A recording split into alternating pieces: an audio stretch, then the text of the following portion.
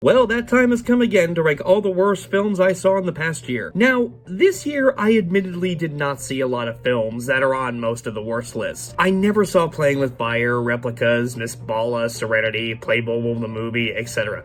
So I really missed out on what some people are calling the worst films of the year. So the 10 films that I'm about to mention are just the worst movies this year that I saw personally. I'm sure all of those would be on this list if I had seen them, but I haven't. And I won't pass judgment on movies I've never seen. In addition, before I start, I want to address my subscribers for a second. I want you all to know that the last 4 ranking videos that are now almost 4 months overdue, Jesus fuck, are all written and filmed. It's just a matter of getting them edited at this point. I do apologize for them being so late. I have had so much crap to do these last few months, and I'm actually moving next month, so I have to prepare for that. I am hoping to God to have all of those videos up by the end of February. Again, sorry, but my job and my mental health come first, and I can really only make these videos when I'm in a comfortable enough state of mind to do so. I hope that clears things up, and on that note, let's get down to business. Here are the 10 worst films of 2019 that I actually saw.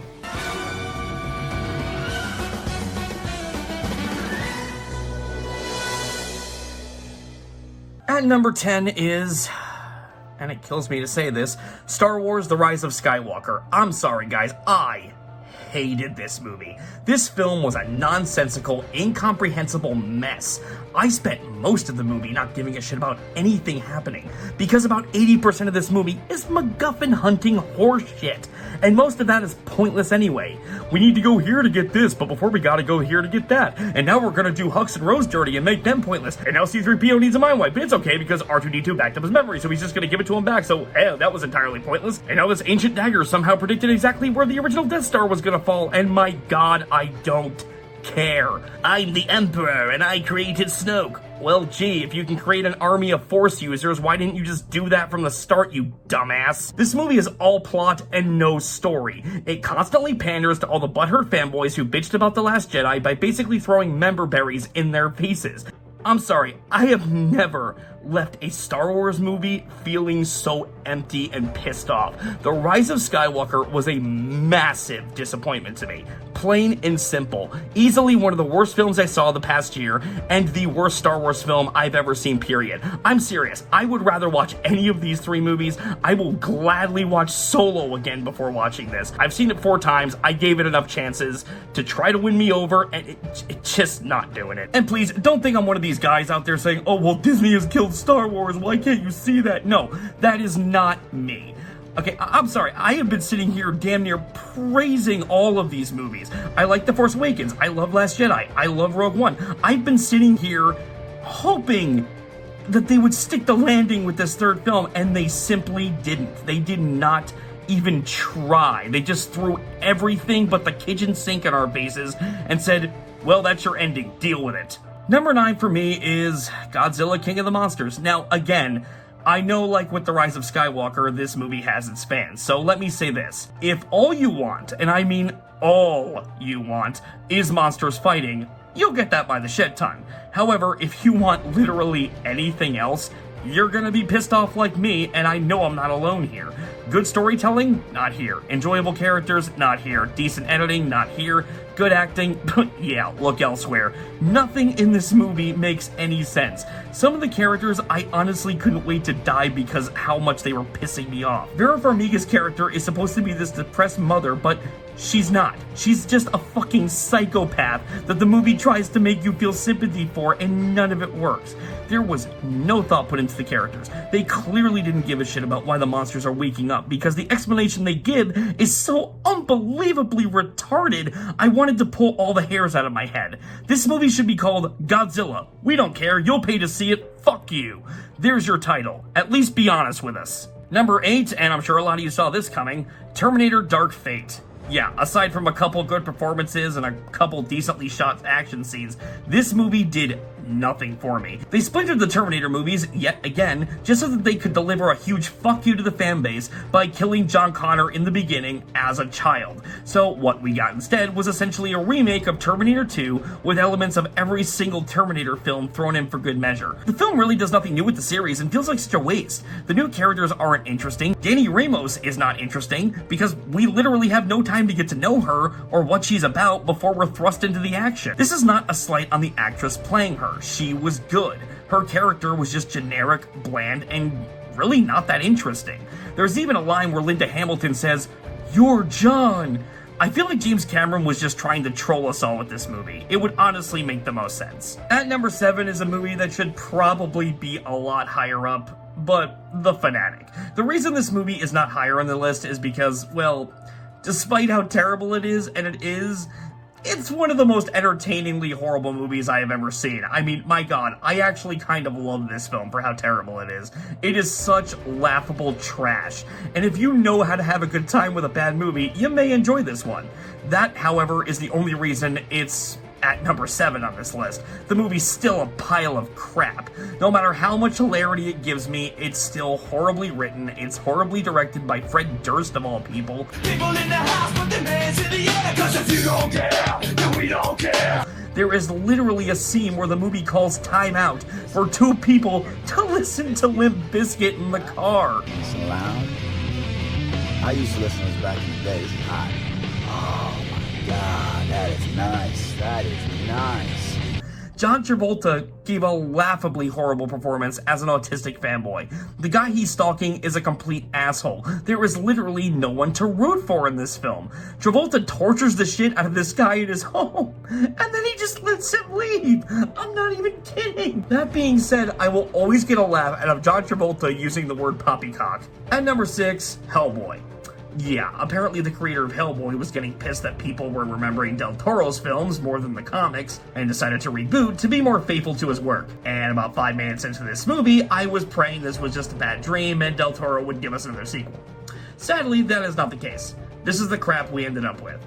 This movie makes no sense. It has no plot to speak of. It's just a bunch of characters doing random shit. Worst of all the heart and intrigue that was present in Del Toro's films has been replaced with mindless action and unnecessary foul language. I don't mind cursing in a film at all, but when you're following up 2 of the most engaging comic book films I've ever seen, you better deliver on more than the excessive use of the word fuck is all I'm saying. Now we're in the top 5. These were the 5 movies that just made me want to strangle people this year. At number 5, we have Men in Black International. If you thought it couldn't get worse than Men in Black 2, you will be praising that film as Citizen Kane after this. Now, with this film starring Chris Hemsworth and Tessa Thompson, you'd think they'd have the same chemistry they had in Thor Ragnarok, right? Nope. Both of these characters are as interesting as a wet carrot. The action is beyond generic, the plot is ridiculously predictable, and about 30 minutes in, I couldn't wait for it to end. There was absolutely no intrigue to this film at all. I am convinced that Liam Neeson was blackmailed into this movie. Evidently, there were a lot of reshoots and behind-the-scenes drama regarding this film, and it clearly shows. At number 4 for me is The Curse of La Llorona. Look, I'll be blunt here. This isn't the worst horror movie I saw this year, and we'll get to that at number 2. But this was probably the most boring theatrically released film of 2019. There isn't a second of this movie that isn't predictable. There isn't anything in this film you haven't seen in a better ghost story. Linda Cardellini is really the only bright spot in this movie that simply isn't worthy of her talents. She's so much better than this. If I could describe this movie in one word, lazy. It's lazily shot, lazily written, and while not the worst in the Conjuring universe, it's really up there for me. For number 3, I have seen the face of pure evil, and its name is Cats. Honestly, guys, I am almost speechless in regards to this. I can't even fathom how it not only got made, but how it was directed by Tom Hooper, the same guy who gave us Les Miserables and The King's Speech. How did he look at the finished product and say, yeah, that's good? This movie has no plot. It's just a bunch of cats being introduced. They each get a song. They are trying to get in this hot air balloon or something. I honestly have no idea. The CG effects are very hit and miss. They mostly look nightmarish. The movie is PG, yet these cats are constantly horny. I'm not even kidding. Was this made exclusively for furries to get off? I'll admit 1 or 2 of the songs were okay, but this movie is a train wreck. It is really hard to describe the ineptitude of this film, so I'm just gonna move on. So yeah, Cats. It was ass shit. Next film. And number 2 for me is the film that has officially dethroned A Nightmare on Elm Street 2010 as the worst horror remake in existence. 2019's Black Christmas. Fuck this movie. Now, I'm not the kind of guy who goes around screaming about agenda being force-fed in movies because I think most cases are bullshit. I don't like Captain Marvel, Terminator Dark Fate, or The Rise of Skywalker, but I'm not one of these assholes screaming about women being overpowered and making my pee-pee hurt either. That being said, in Black Christmas, not only is the agenda there, I swear to God, the entire movie is built around it. This movie can't stop shoving it in your damn face, like that 10th helping of liver and onions that you'd rather die than digest. Every scene of this movie is patriarchy and men are evil, all men are rapists, they just want to show women up, blah blah. And about halfway through this movie, I sat there asking myself, what the fuck does any of this have to do with Black Christmas? Nothing. Nothing regarding the original Black Christmas is present here in any way, shape, or form. The original film is a slasher masterpiece. If you have never seen it, you are doing yourself a grave disservice. That movie talked about serious issues, including abortion, but it did it in a tasteful way that wasn't jamming an agenda down your throat. The characters felt real and you sympathized with them. I wanted every character in this damn movie to die. None of them are likable. None of them are interesting, and none of them ever shut the fuck up about men being nothing but pigs. Again, I'm not one to harp on this sort of thing, but I have to with this because it seems more interested in shoving an agenda down your throat than it does in actually telling a story. So yeah, watch the original. Hell, after seeing this, watch the other remake of Black Christmas from 2006. It's not good, but it's better than this crap. This is a remake I will never watch again, and I'm so glad it tanked. It fucking deserved it. And finally, at number 1 is a film that, honestly, I had no interest in seeing. Because I knew all of it was complete bullshit, because I'd been following it for years and knew everything that would be said in the film. However, a friend of mine convinced me that I should give it a chance. After all, you can't talk shit about a movie you haven't seen. Well, guys, leaving Neverland was 4 hours of my life that I am never getting back. And please, before you unload in the comment section, shove your fucking victim-blaming comments straight up your asses because Wade Robson and Jimmy Safechuck are not fucking victims. They are extortionist douchebags, plain and simple. These two have changed their stories about Michael Jackson allegedly molesting them at least 6 times already. They had zero credibility before this so-called documentary was even a thought. Yeah, funny how these two victims broke their silence only after they were flat broke, but you know what? Let's look at the documentary as a whole. It's not a documentary. It is a slander-filled, one-sided piece of trash. And literally everything in the documentary can be debunked with a 10-minute Google search. For example, Jimmy Safechuck said he was molested in the train station as a child from 1988 to 1992. The problem is the train station wasn't even finished until late 1993. Safechuck also claims that he and Michael Jackson exchanged wedding vows and had a honeymoon at Euro Disney in 1988. Euro Disney didn't open until 1992, long after Safechuck claims that Michael was no longer speaking to him. Try again, jackass. Or how about that scene where Robson burns all of his Michael Jackson memorabilia? When in fact, this was bullshit because Robson sold all of his Jackson memorabilia at auction years ago. Shit, it was titled the Wade Robson Collection. Listen, I can go on and on about this thing. It's nothing but lies. There is not a truthful word spoken in this entire pile of crap. These two were never molested by Michael Jackson, and I'm sorry, I was fucking amazed at the positive reception of this film. People can be such fucking sheep, it honestly makes me sick.